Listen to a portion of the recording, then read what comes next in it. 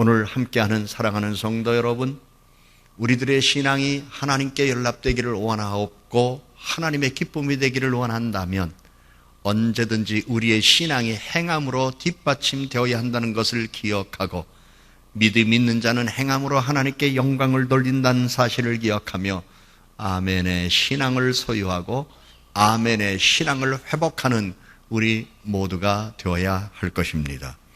아멘은 느헤미야 5장 13절과 마태복음 5장 10절에서 언급되고 있는 것처럼 오늘날 기독교 신앙 고백의 가장 기본적인 표현이고, 특별히 예배할 때 신앙적인 확신으로 사용되는 중요한 언어이며 단어입니다.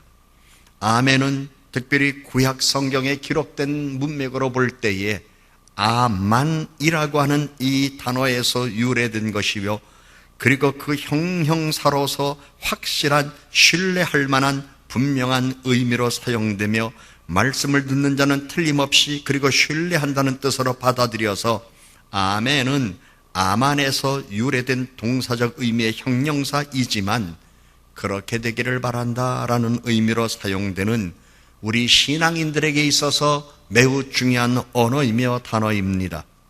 성경에는 129번 정도의 명사형 아멘이 30번 정도로 나와 있다는 걸 우리들에게 가르쳐주면서 형용사의 의미로 표현된 것도 있지만 이 30번의 명사형 표현에서는 하나님을 표현하는 것이 포함되어 있다는 것을 우리들에게 가르쳐주면서 이 아멘이라는 말 안에는 한글 개역개정판 이사야 65장 15절에서 진리의 하나님으로 번역하여 사용되어 있다는 사실을 우리들에게 가르쳐주고 있습니다.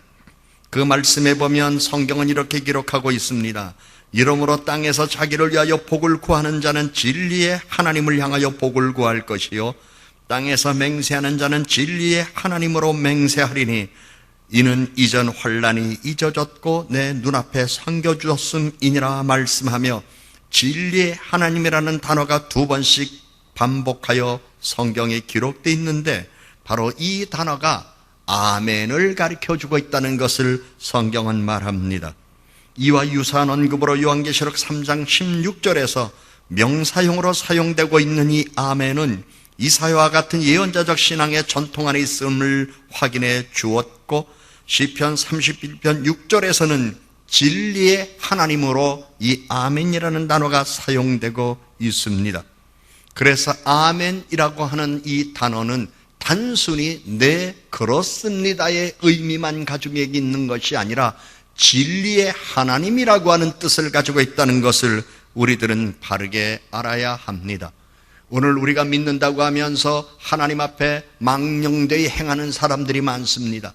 하나님의 이름을 망령되이 일컫는 사람도 많습니다. 하나님의 이름 앞에 부끄러운 삶을 살아가는 사람도 많습니다. 사실 성경에서 우리 믿는 사람들을 지칭할 때 성도, 하나님의 자녀, 하나님의 백성이라는 표현이 많이 있지만은 저는 개인적으로 가장 거룩한 부르심을 너 하나님의 사람아 라는 말씀으로 듣고 싶습니다. 너 이 세상에 살고 있는 사람아가 아닙니다. 너 하나님의 사람아. 우리는 하나님께서 우리를 향하여 너 하나님의 사람아 라고 부를 때에 두려움이 있어야 됩니다. 떨림이 있어야 됩니다. 그리고 하나님 앞에 서 있는 모습 속에서 왠지 알지 못하는 그 엄위하심을 느껴야 합니다. 우린 때로 우리가 개인적으로 존경하는 분 앞에 가서 혼자 설 때에 왠지 그 앞에 가서 두렵고 떨리는 경외하는 마음을 갖는 경우가 있습니다. 그 사람 앞에 서기만 하면 평상시에 하고 싶은 말이 있었음에도 불구하고 왠지 말이 목에서 나오지 않습니다. 뿐만 아니라 눈도 바르게 뜨지 않습니다. 언젠가 존경하는 그분을 가까이서 한 번만 본다면 얼굴을 가까이 대면하며 자세히 살펴보며 그분의 눈 안에 내가 들어가기를 원하는 마음이 있었습니다마는 진정으로 사랑하고 존경하는 그분 앞에 내가 설 때에 왠지 나도 떨리는 음성과 함께 나 자신도 작아지는 것 같아서, 그것은 초라한 것이 아니라 어미하심 앞에서 나의 겸손과 부족을 발견하면서 왠지 내 자신 안에 떨림이 있고 그분이 무슨 말을 하든지 나는 그대로 받아들이겠다는 이 경외함의 마음을 갖게 되는 일들이 참 많습니다. 그래서 성경은 아멘이라는 이 단어는 우리들이 단순히 기도할 때 아멘, 성경을 읽을 때 아멘, 설교를 듣고 마음으로 받아들이면 아멘하는 수준의 단어가 아니라 진리의 하나님이라는 뜻이 있습니다. 이러한 하나님의 이름을 인간의 신앙적 고백으로 나타내며 하나님의 진실하신 행동을 강조하고 있는 용어가 아멘입니다. 그래서 아멘은 함부로 하는 것이 아닙니다. 아멘 하였다면 그 말에 행동이 따라야 된다는 것을 성경은 말씀하고 있습니다. 축복을 받을 거냐 저주를 받을 거냐. 느헤미야가 백성들에게 이야기를 했을 때 자기 몸을 털면서 이야기를 했을 때 백성들은 아멘 하면서 우리들이 그렇게 말한 대로 지키지 아니하면 빈 털터리가 될 것입니다. 순종하지 아니하면 저주를 불러들일 수밖에 없다는 사실에 대한 믿음을 가지고 결단하며 우리는 하나님의 말씀에 순종하겠다는 뜻을 명확하게 밝힌 것이 아멘입니다. 아멘이란 단어를 요새 너무 값싸게 부르고 있습니다. 무가치하게 부르고 있습니다. 상투적으로 부르고 있습니다. 성경은 한 번도 아멘이라는 이 단어를 값싸게 우리들에게 주신 적이 없습니다. 하나님의 이름뿐 아니라 인간 편에서 아멘은 신뢰함을 의미합니다. 창세기 12장에서 아브라함은 하나님의 말씀을 신뢰할 때 그는 의로운 사람으로 인정을 받았습니다. 그래서 성경은 기록하기를 아브라함이 여호와를 믿으니라고 성경은 말합니다. 이것은 아브라함이 하나님 앞에서 아멘의 사람으로 인정받았다는 것을 우리들에게 보여준 아주 귀한 말씀입니다. 아브라함이 여호와를 믿으니 하나님은 그를 아멘의 사람으로 인정했습니다. 우리 모두가 여호와를 믿으니 하나님이 우리를 아멘의 사람으로 인정할 것이요 우리를 하나님의 사람으로 이 땅에서 세워가실 것이며 보존하실 것이며 영광을 받으실 것입니다. 그래서 창세기 42장 20절에서 요셉은 형제들의 말에 대한 진실성을 시험할 때에 우리는 그 안에서 아멘이라는 의미도 함축적으로 발견할 수 있었고, 출애굽기 4장에서도 모세는 이스라엘 백성들이 자신의 말을 신뢰하지 않을 것을 걱정할 때에 성경 본문은 동사 아멘의 원어로 아멘과 비슷한 언어로 아만을 사용했습니다. 아멘은 진리의 하나님뿐만 아니라 인간의 편에서도 진실성을 확정할 때 매우 강도 높은 수준으로 사용되는 중요한 언어이며 단어입니다. 그러므로 우리는 알아야 합니다. 우리 신앙인들이 기도하고 아멘할 때나 설교를 듣고 아멘할 때나 때로는 우리의 삶의 자리에서 하나님께서 내게 어떠한 징조를 주실 때에 아멘으로 받아들일 때에 그 아멘이라고 하는 언어와 단어는 내 입술에서 나온 것이며 내 마음과 생각에서 정리되어 표현된 것이지만 이것은 매우 강도 높은 수준을 우리들에게 요구하는 것임을 알아야 할 것입니다. 구약에서 가장 큰 주제 중 하나인 계약신학은 일반적으로 축복과 저주의 문학적 형태로 나타나고 있는데, 이러한 본문에서 아멘은 의무를 지킨다는 예스의 의미로 표현되어 있습니다. 특별히 신명기 27장은 계약 본문 가운데 하나의 분명한 예로 말씀합니다. 이 본문의 양식이 말해주듯 성경에서 아멘은 느헤미야 5장 13절에서처럼 백성들의 답변에서 아멘을 강조하며 반복함으로 언약을 지키겠다는 강인한 의지로 나타났습니다. 아멘은 심판자이신 하나님과 관련되어 나타나며 순종을 의무적으로 요구하는 언어이며 단어입니다.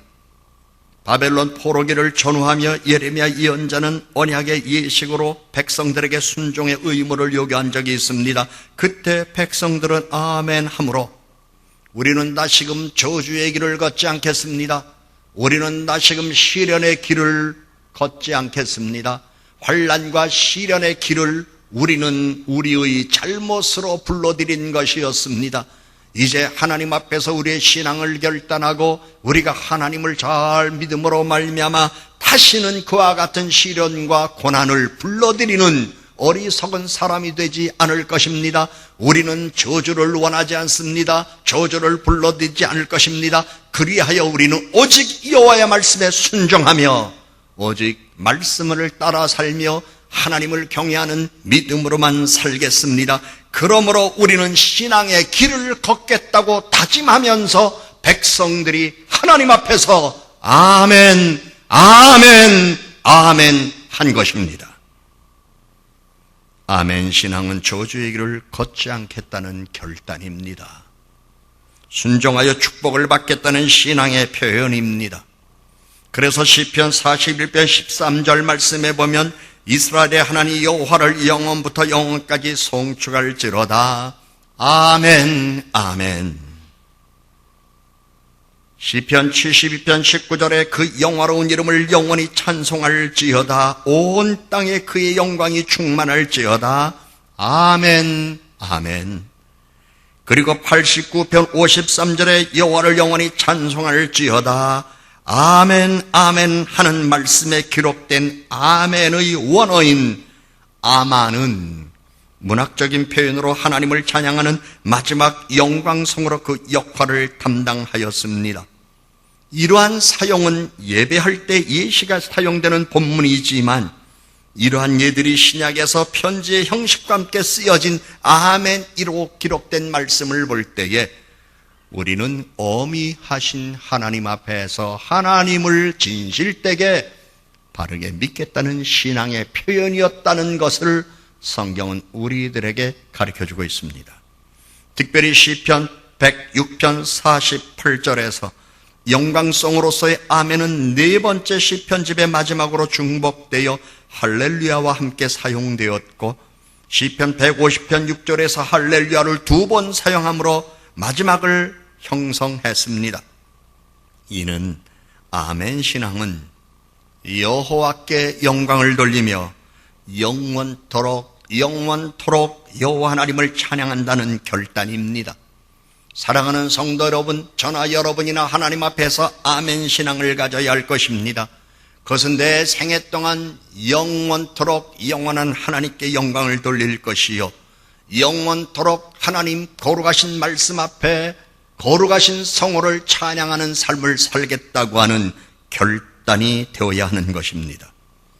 성서신학자들의 말에 의하면 쿰란 문서 가운데 전체 59번 중 26번 정도가 아멘, 아멘 이렇게 이중적인 표현을 하고 있는 것으로 보아서 시편에 유형이 큰 영향을 받았다고 합니다.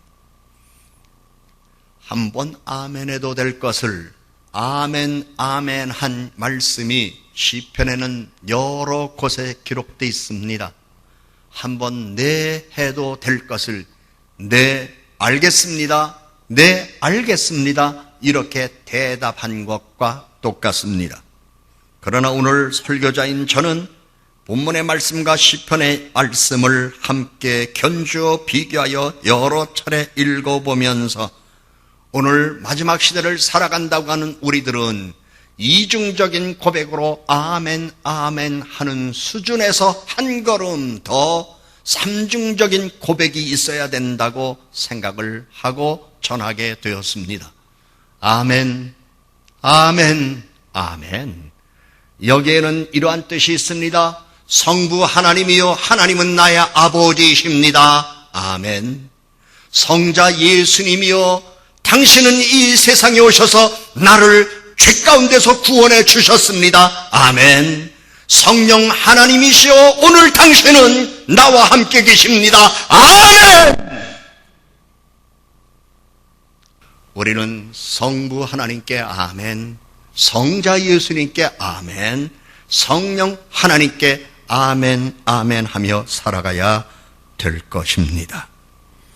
아멘은 대예언서 가운데 이사야서와 예레미야서에서 23번이나 사용되고 있고 그중 이사야서가 17번이나 사용하고 있어서 이사야의 사용 빈도수가 다른 예언서들보다 압도적으로 많습니다. 이것은 아멘의 빈도수가 많은 신앙은 좋은 신앙이라는 것을 우리들에게 보여주고 있습니다. 이사야 42장 3절에서 여호와는 자신의 종들을 통하여 하나님의 행동을 보여주고 있습니다.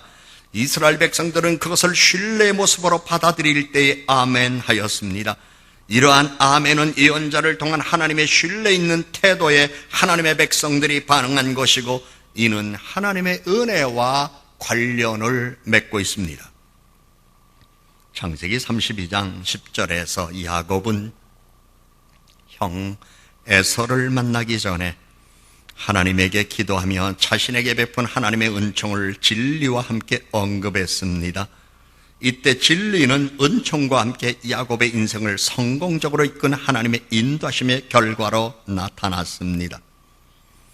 결국 야곱에게 있어서 하나님의 태도는 은총과 진리였습니다. 그래서 하나님의 태도는 신앙인에게 있어서 은총의 모습이며 또한 진리의 모습입니다. 성경은 그러기에 구약 성경의 대부분 믿음의 사람들의 흔적을 통하여 우리들에게 가르쳐주는 교훈이 있습니다. 언제나 아멘으로 살아가는 하나님의 백성은 진리의 하나님을 만날 것이며 그 삶은 하나님의 은총으로 가득하게 될 것이라는 사실을 성경은 우리들에게 계시하고 있습니다. 우리는 사람 만나러 교회 다니는 거 아닙니다. 사람과 교제하려고 교회 다니는 것 아닙니다. 건물 구경하러 우리는 취미 생활하려고 교회 생활하는 거 아닙니다. 교회 생활은 언제나 하나님을 경외하기 위함입니다. 오늘 현대 한국 교회가 하나님을 경외하는 신앙에서 벗어나고 있는 사례들이 너무나 많습니다.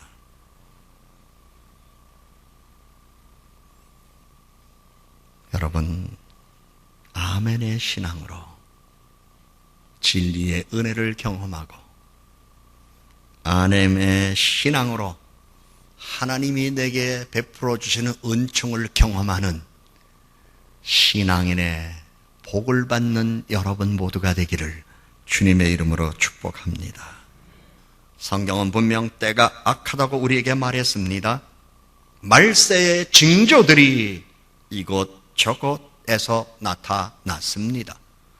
마태복음뿐만 아니라 구약에 그리고 요한계시록에 기록된 말씀으로 보면 우리는 분명 말세의 징조를 눈으로 보며 귀로 듣고 몸으로 느끼며 살아가고 있습니다만 뻔뻔한 사람들이 눈 하나 까딱하지 않습니다.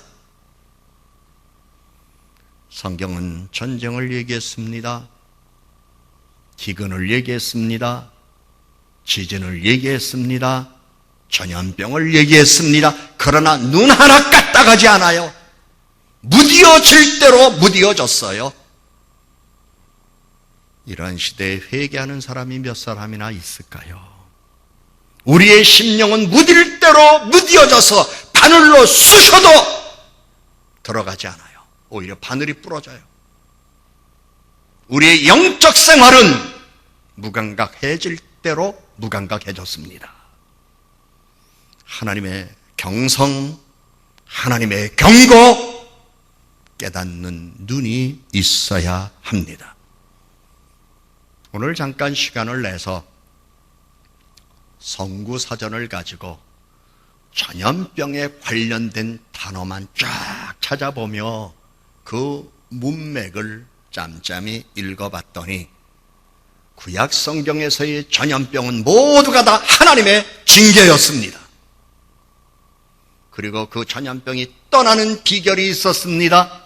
제가 찾아본 성구사전에 의하면 전염병이 세상에서 떠나가고 백성들이 건강이 회복되고 은혜로운 삶을 살아가는 비결이 있었습니다. 온 백성들이 제단 앞으로 돌아오는 것이었습니다. 오늘 우리 교회는 그렇게 큰 영향을 받지 않았다고 생각하는데 제가 오해 갔던 어느 모 교회 그리고 주변에서 또 또 들려온 얘기하면 교회마다 출석률이 많이 줄었대네요. 그게 다 매선생 때문에 그런가 봐요. 우리 교인들은 뭐 끄떡하지 않는 것 같아서 참 감사합니다. 어제 들은 얘기입니다. 강남 아줌마들은 또 다른 지역 사람들하고 다르대요. 뭐가 다르냐고 물어봤더니 마스크 쓰는 건 기본이고 일회용 장갑 하나씩 다 끼고 그리고 거리를 다닌다고 합니다. 역시 강남이에요. 우리는 아직 일회용 장갑 끼고 교회 온 사람 저는 아직 못 봤고 시내 그렇게 다니는 사람 못 봤습니다. 마스크 쓴 사람들은 보긴 보았습니다. 그게 나쁘다는 게 아니라 그러한 것들을 준비하고 비축하고 대비하는 자세도 필요하지만 영적으로 이 시대가 어떤 시대인가를 깨닫고 우리들은 아멘 신앙을 회복해야 돼요.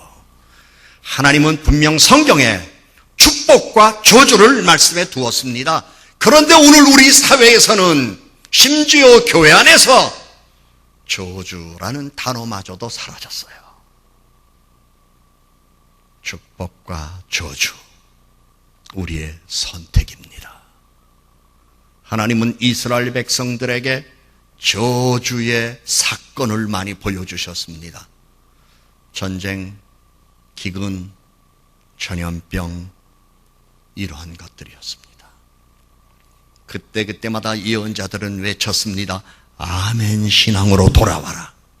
그리스의 철학자 에피쿠로스는 한 사람이 평생을 행복하게 살아가기 위해 필요한 것 가운데 가장 위대한 것은 친구다라고 얘기했습니다만은 그러나 친구도 친구 나름이죠. 내 말을 듣고 나를 이해하고 잘 따라주는 친구가 있을 때 행복한 거지 내게 늘 소원에만 입히는 친구라면 없는 게 낫죠.